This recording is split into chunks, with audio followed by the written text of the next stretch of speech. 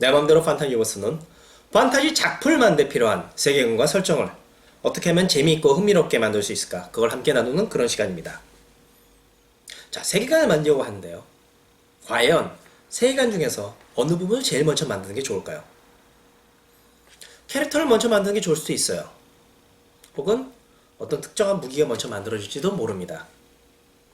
나라를 만들거나 아니면 연표를 만드거나 혹은 언어를 먼저 만들고 싶어질지도 몰라요.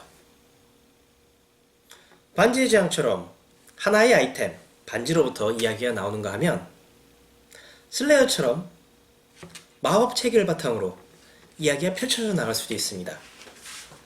어느 쪽이든 세계관은 새로운 이야기를 만들어내는 원동력이 되고 그만큼 세계를 다양하고 폭넓게 만들어주는 기반이 될 수 있어요.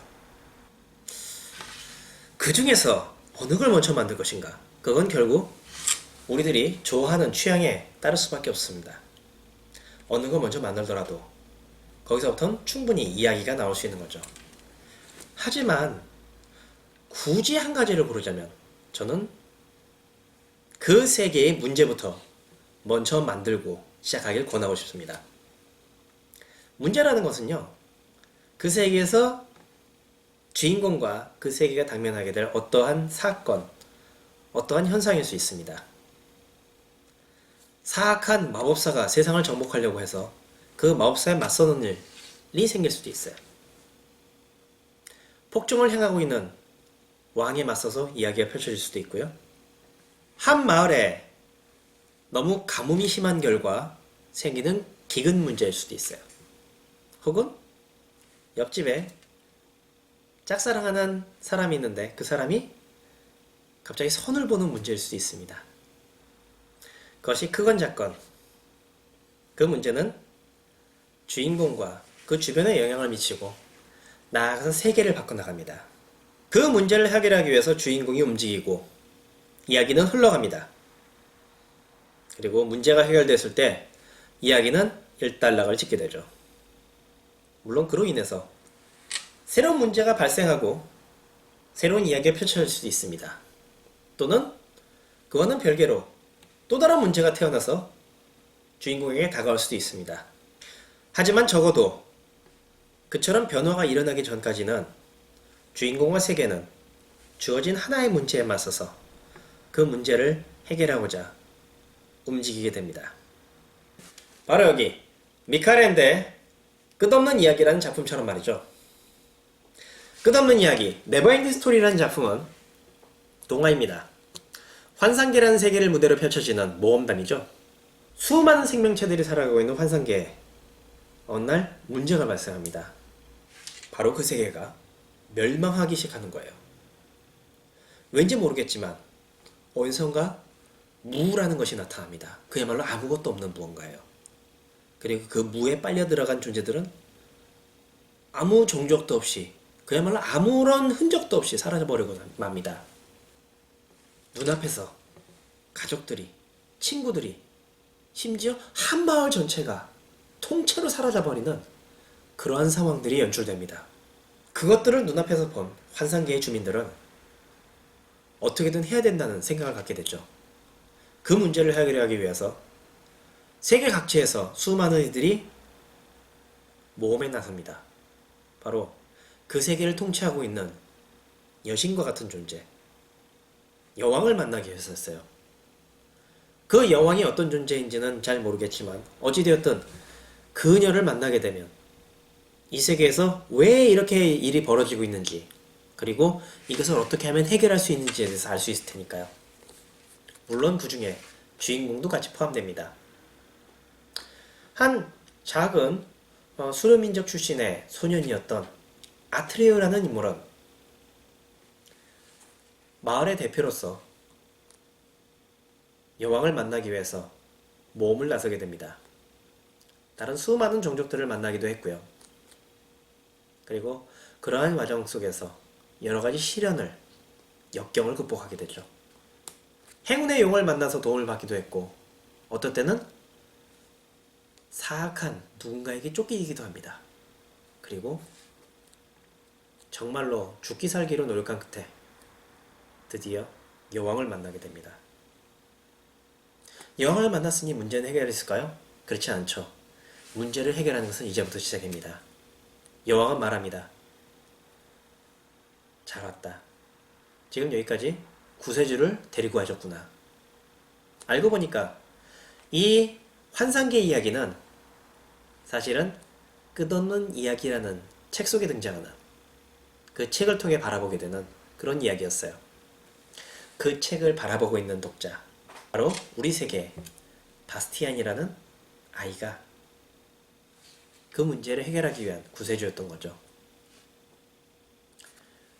아트르의 몸을 거쳐서 그 세계에 몰입하게 된 주인공은 환상계로 들어오게 되고 바스티안을 통해서 환상계는 되살아나게 됩니다. 그리하여 환상계의 문제는 해결된 것처럼 보였죠. 하지만 그로 인해서 새로운 문제가 발생하게 돼요. 바로 바스티안 자신이 환상계를 떠나서 다시 고향으로 돌아가야 되는 겁니다. 여러 가지 역경 끝에 바스티안은 그 세계에서 탈출할 수 있게 되었고, 그리고 돌아오게 돼요. 환상계에 문제가 없었다면 아트리오가 모험을 할 필요도 없었습니다. 바스티안이 환상계에 오지 않았다면, 그리고 환상계에서 떠나야 된다는 그런 과업이 없었다면 그가 역시 모험을 할 필요가 없었겠죠.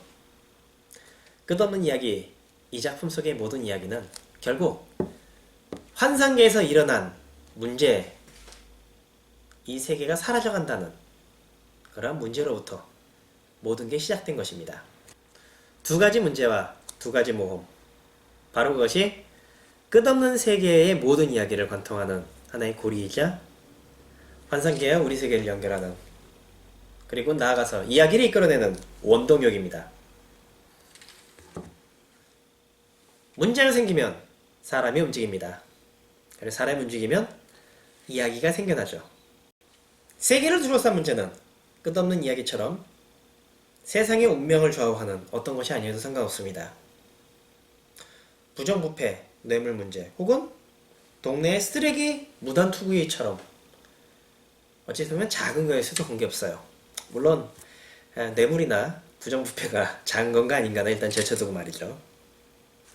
문제가 있다면 그것이 설사 세계의 운명을 좌우하지 않을지라도 주인공과 그 주변의 세계들을 움직이게 만들고 그들의 운명에 결정적인 영향을 주게 됩니다. 한 가지 예를 들어볼까요?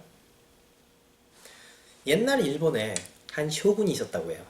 쇼군은 일본의 일종의 좀 강력한 통치자라고 볼 수 있겠네요. 자, 그 쇼군은요, 동물을 무진장 살아야 했습니다. 그래서는 함부로 동물을 해치지 못하도록 보호령을 내렸어요. 처음에는 단지 개를 괴롭히지 말라, 그 정도였지만 나중에는 개가 병들어 죽기만 하더라도 주인을 처벌하기도 했다고 합니다.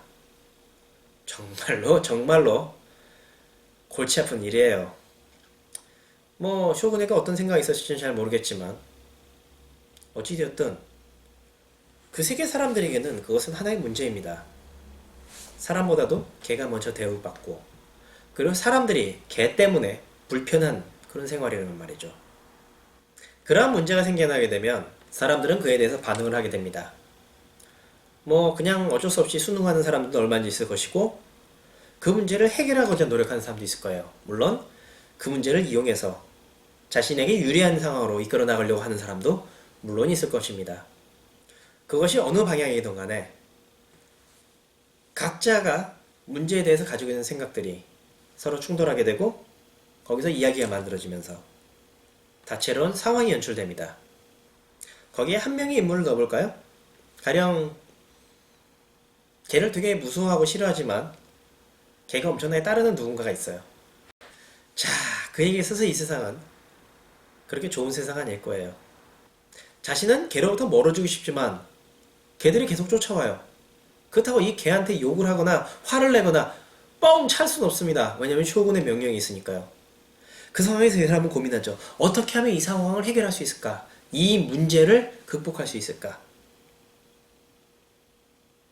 여러 가지 방법으로 그 문제를 극복하려고 할 겁니다. 그 극복 방법에다가 주술이라든가 술법 같은 판타지적 요소를 넣어보도록 하죠. 가령 개를 쫓는 수법이 등장한다거나 혹은 개로부터 모습을 감추고 개가 싫어하는 냄새를 나게 하는 어떤 특별한 기술을 쓴다거나 아니면 그 근본적인 문제, 왜 내가 이렇게 개를 싫어하는데도 개는 나를 따르는 거지? 라는 것을 궁금해서 파고들다 보니 알고 보니 전생에 내가 개들의 신이었고 그래서 개들이 나에게 충성을 바치고자 따라오는 것이다 라는 이야기를 넣을 수도 있을 겁니다. 전생에 개의 신이었고 그렇기 때문에 운명을 타고났어요. 어쩔 수 없이 자신은 개를 무진장 싫어하는데도 불구하고 그 개들을 위해서 행동해야 되는 겁니다. 또는 개들을 어떻게 하고 싶다는 열망 속에서 쇼군의 마음을 돌릴 방법을 찾을지 몰라요. 그 과정에서 그 쇼군이 개들을 보호하게 된 것이 나름대로 이유가 생길지도 모릅니다. 가령 먼 훗날 앞으로 요괴들이 대량으로 발생하게 되는데 그 요괴들을 맞서기 위해서 개가 필요했다거나 하는 식으로 말이죠. 그러나 그것을 함부로 말하게 되면 요괴들이 그것을 알고 개들을 미리 해치우거나 아니면 사람들의 마음을 돌리려고 할 수 있기 때문에 쇼군은 어디까지나 몰래 자기 혼자만 알고 있는 상황에서 포교령을 내렸다 이렇게 할 수 있는 거죠. 자, 여기서 앞으로 일어날 일이라고 얘기했습니다. 사실 문제라는 것은 크게 두 가지 종류가 있습니다. 첫 번째는 바로 지금 눈앞에 놓인 어떤 문제입니다. 지금 당장 보이고 있고 지금 당장 맞서야만 되는 문제예요. 하지만 또 하나는 지금 당장은 문제가 없지만 앞으로 장차 다가올 수도 있을 겁니다. 그 다가오는 방법에는 또 여러 가지가 있을 수 있겠죠. 하나의 문제를 해결한 결과 그로 인해 새로운 문제가 나올 수도 있어요.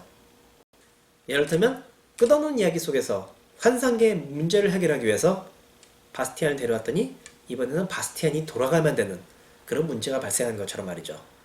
물론 두 가지가 전혀 관련이 없었을지도 모릅니다. 하지만 이야기가 흘러가면서 그 두 가지 문제는 서로 얽매일 수도 있어요. 나는 단지 개가 싫어서 개가 자꾸 나를 쫓아다니는 문제를 해결하고자 열심히 노력을 했을 뿐인데 그렇게 노력한 결과가 나중에 오니와의 대결에서 굉장히 큰 힘을 발휘할 수도 있어요. 어느 쪽이든 눈앞의 문제만이 아니라 멀리 아직 다가오지 않은 문제를 함께 생각하는 것은 이야기를 더욱 흥미롭게 만들고 더 다채롭게 엮어내 가는데 도움을 줍니다.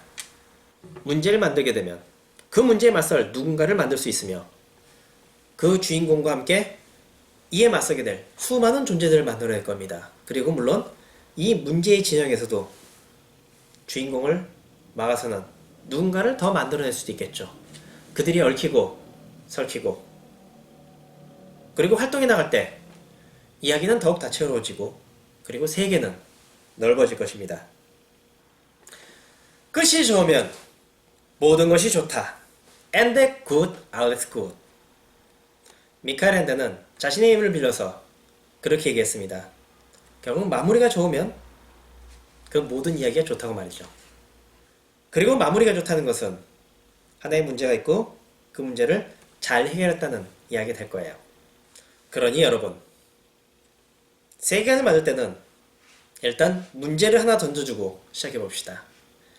그 문제가 크건 작건 그 세계에 있던 어떤 존재들은 그 문제에 맞서게 될 것이고 그 문제를 이용하고 또 한편은 그 문제에 순응하면서 얽히고 설키면서 수많은 이야기를 만들어낼 것입니다. 그리고 점점 이야기는 고조되고 세상은 넓어질 것입니다. 여기까지 SF 판타지 도서관 관장 전홍식이었습니다. 감사합니다.